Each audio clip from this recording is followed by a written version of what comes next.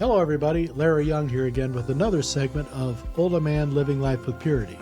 And as you can see, I've got our friend Alex Fiato is back in the studio here again today. Good to be back. And today I want to talk about what we have up here is a picture of the Shroud of Turin. And in my experience at Rome City at Sylvan Springs for many, many years, Alex was with the Father Solanus Casey Knights of Columbus out of Huntington, Indiana.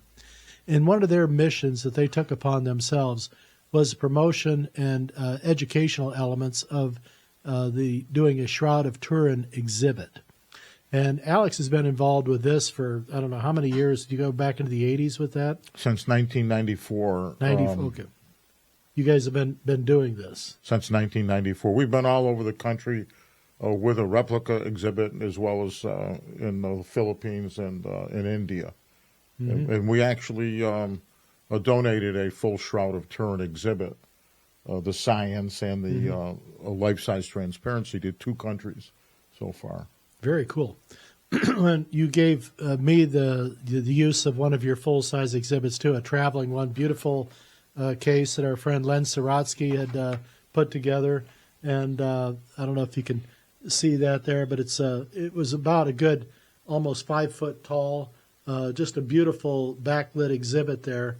And I'll try to put a picture of that up for everyone to see. But this is the real deal. And this is a little bit larger than life-size replica of the actual Shroud of Turin. This one was 14 foot long, toe-to-toe, so to speak, or edge-to-edge. Yep. And we had that laid out, and I exhibited that many times over the years. We would have large groups come in, and Alex would come in with his background of information, the science, the data, the charts, the displays, trying to explain the science, what the observers, the scientists did to try to examine this artifact to see if it was legit, if it was, a complete, waste of time, bull crap, or what it was, trying to explain some things. They came upon a lot of answers. What was the first time they did? It was like 1979 or was it in the 70s? It was in 76. The Italians did some research on the shroud, but it was not until 1978 that Dr. John Jackson and Dr. Eric Jumper put together a team of 26 United States scientists, as well as additional scientists from other countries, to go and to actually bring millions of dollars worth of equipment to look deeply into the shroud, and that was in 1978. So they were allowed to go to Turin yeah. and actually pull it out. They allowed them in as a special exception. Yeah, and at the time there was no Pope. Pope John Paul I had died, and they were in between a conclave. And then John Paul II had not been elected yet, and they were there during the period of time when they were at the Vatican trying to find the next pope. So do you think they kind of bull rushed this thing, or did they, was this planned ahead of time? No, they gave them, I think 7 days or something that they could actually look at the shroud. But from asking or the permission being granted to actually doing it, this wasn't something that was in the work for years. This is something that just kind of happened. Yeah. Father Rinaldi had contacts with people at the Vatican, and also the person they had to get the okay from was Umberto, the king of Italy. That the family actually owned the shroud, basically, okay. So it came Umberto, down to the wealth and when Umberto died, they willed the shroud to the Vatican or the Pope, succeeding Pope. And so that's why it became known as the Shroud of Turin and not the Shroud of Northern Italy. That's right, because it was housed in Turin at St. John. That's in France, isn't it? Well, it was in France. The shroud was in France for a period of time, but it ended up with the Savoy family, and they built a church, St. John the Baptist Church, and it was housed in Turin in that particular church. Cool. Okay. Well, there's a lot. I learn something every time because it's like an onion. You just keep peeling it back and getting it more and more. Because we've been going at this since 2001.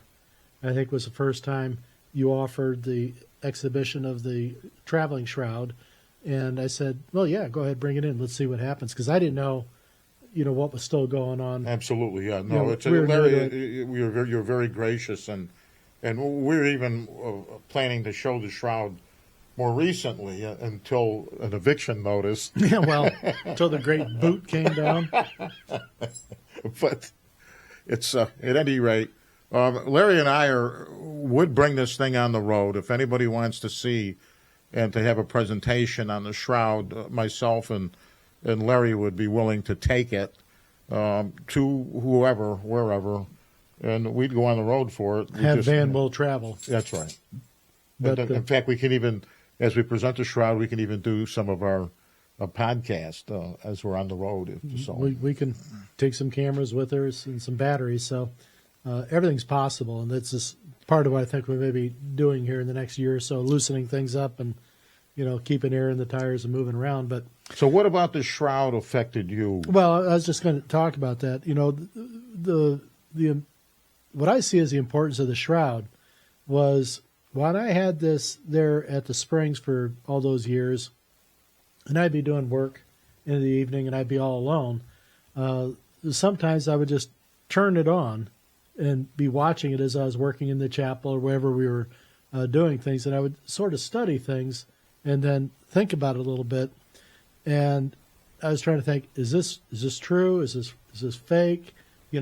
All these little marks along the way, which are repair marks from the shroud had been in a fire back in the mid ages sometime, and or maybe even more recently. But I mean, just all the stuff it had gone through. Just food for thought. Are we on? Is that actually recording? Yeah. Okay. I don't remember you hitting the button. Isn't he I'm cute? sorry. They're cute at this age, I got to tell you. Sorry. Yes, Grandpa, we're recording. Thank you. Okay. Maybe you should stick to the cream peas this meal, okay? Yeah, stay off of the coffee with Zambuca.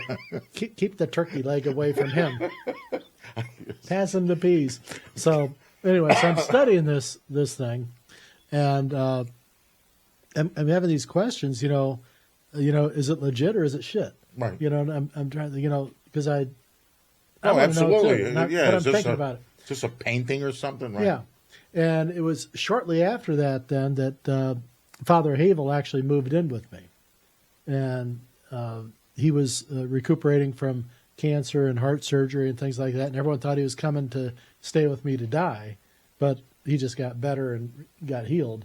And he was helping me. We'd have dinner every night, at 6 p.m. on the button. If not, you're in trouble. And I was in trouble. And then we would be talking through dinners and stuff like that. And someday I hope to do some writing about that, call it Dinners with Father. But it was basically formation it was going through, and questions about, how things are today versus how they were back in whatever when he was growing up and he was being formed, and what was expected, what was the work involved with being a functioning, faithful, especially Roman Catholic at that time. That was his perspective, and so that's what I dialed in on. But he would talk about, and he didn't talk about the Shroud of Turin so much as he talked about the 12 decisive men. Okay. And I knew he was talking about the 12 apostles, and he said, all one need to think about to determine whether or not this is truth or fiction is to think about those 12 men who all died for the truth. Not a single one of them was going to die for a lie. I mean, who would die for a lie? 12 men, and you're all holding a secret, and all they want you to do is confess that it was a lie. One out of the 12 is going to, take the deal and, walk away. None of them did. Why? Because they were so adamant about what the truth was. And they knew that if they didn't honor that truth, who was going to be upset about it? How did they know? How did they know what the truth was? They lived it. They went through it. They spent 3 years with this guy. They watched him die, and they watched him come back. And I was talking earlier about they all accepted Jesus's coming back from, the depths of hell, and death, but Thomas said he wanted proof. He wanted to stick his fingers in the wounds and things like that. And Jesus, as a good guy, he was probably a little disturbed by that, but he allowed him to do it. And then he kind of, busted his balls right after it then, didn't he? And he says, blessed are those who believe and have not seen. Right. Yeah, sure. He right. basically knocked Thomas, right in the... Right. All these gifts that you've experienced. Kicked him in the shin, and you still, doubt. But not anymore. But, hey, he says, basically, don't do that again, No, really, don't do it again, because now you're confirmed. Now you know. You know. Like I said. So if you turn from what you know is the truth, right, there is nowhere to go but down. It's like I say, faith gives you plausible deniability, but knowledge makes you responsible. I think our Lord said this. He said better that you don't know who I am than know who I am, and then turn from me. Mm-hmm. Yeah, I mean, there's a cost in knowing, and your pursuit and your faith march through this. I hope that your faith grows into absolute knowledge and knowing that there isn't any question about it. Right. Okay. Faith leaves the room. It's for somebody else to kind of help to gain their feathers so they can fly as well. But when you become responsible, and that's when you have to guide your actions, and that's what kind of hopefully leads you to trying to live a life of purity. Yeah. Like I said, purity doesn't have to be boring. It could be a lot of fun and exciting and doing your best work. And I want to talk about some of those things with some of the artists and other builders of things that I appreciate, and how I see them as practicing purity in the work that they do. Correct. And I see how when they got so committed in the quality of their work that it affected their spirit being, because they're all intertwined together. And artists have this a lot in them, this intertwining of the spirits and the creative and things like that. But I think everybody does to some extent, because they can all appreciate it, they can understand it, and they can see it when it's happening. Right.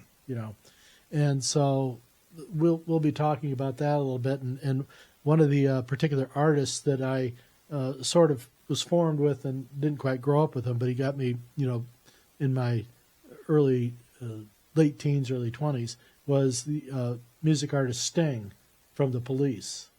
The more I've learned about how he worked and went about his craft and how he's changed over the course of his lifetime and his thoughts, as an older man now versus a younger man as he had been, and comparing those two things, you see how purity matters. And he even understands it. He looks alive. Well, he is alive because he's always moving with the stream that is within him. He's always stroking that emotional muscle, if you will, and working it, and doing things. He hasn't stopped. He's changed and he's evolved, but he hasn't stopped. But his passion and his pursuit of purity is still there. And I see that in a lot of people, business people, even people who are, parents. Interesting, yeah. When I was a coach and things like that, I'd meet an exceptional young man, or sometimes young ladies, depending on the sport.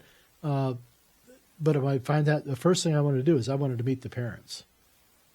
Where did this kid come from?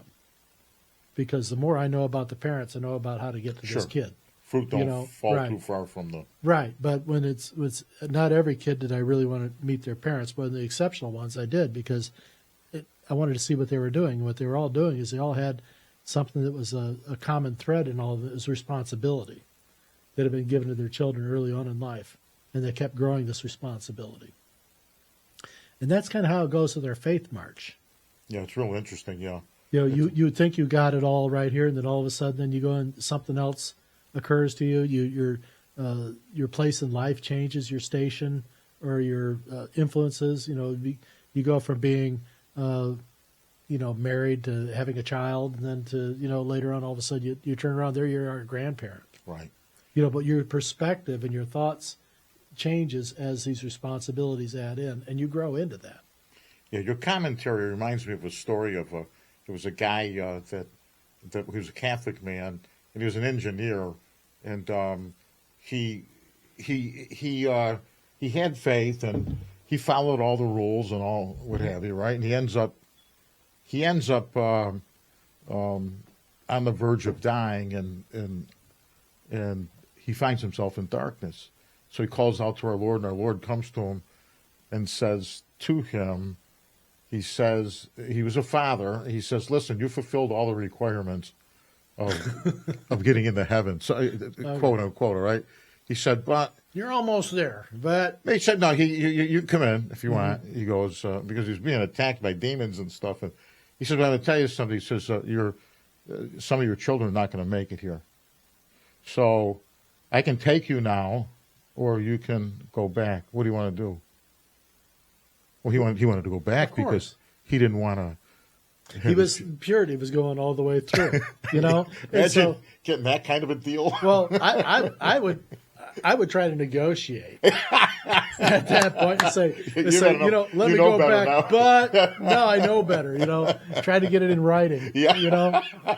And on video if you can. I hear you, brother. But listen, let's talk this over for a minute. But as a true dad, and in living in that element of purity, yeah, and moving on through, his direction and his choice path didn't change. His situations and responsibilities changed. He grew into those. Then he gets the ultimate one. Yeah. Okay. Hey guys, here's heaven. Come on in. But that's right. Yeah. So our Lord said, "Well, you chose well." And as a good dad, well, that's the right thing to do. But I'd say, hey, look, if it doesn't work out, are we still good? We're still good, right? All right, bro. Come on. All right. That's beautiful. All right, Jay, man. I'll be back. Let me go back and fix the kids. But that, heaven has a great sense of humor. It certainly does, doesn't it? And we should too. And I hope folks realize, we're joking, but we're kind of not. Yeah, there's a seriousness to it. But you're right. Heaven does have a humor that's part of it. Oh, heaven has a great sense of humor. Humor is very healing if it's done. Jesus had a great sense of humor. Just a lot of people are too far into it that they don't realize what a dry sense of humor he had and how droll he was. Could you imagine the conversations going on between Jesus and Mary? Sure. That we don't know about. Oh, sure. And the sarcasm and I'm sure. The humor that was there. Oh, yeah. And imagine Joseph kind of being on the outs a lot of times, wondering what just happened. I mean, will somebody please tell me what the joke is? Yeah, I would. That's me, right? Well, I think that would be kind of funny if we were to do the Holy Family as a sitcom. If you're a writer, you could put together. Well, it's just a matter whether there's an audience for something like that. But right. I just think that people need to lighten up a little bit and understand, because we're going to talk about here eventually about the Shroud of Turin. It's really heavy stuff. We're leading up to it, folks. It is really heavy stuff, but hopefully with some of this background, the thing that Father Havel was telling me about, the 12 men, would not die for a lie. One of them would give it up and try to make a deal to save his ass. Out of 12 people. That would be the first thing in my Well, thoughts. that would, if it was a fraudulent, what can I do to not do this? We're gonna crucify you upside down. Say, hey, can we negotiate a little bit?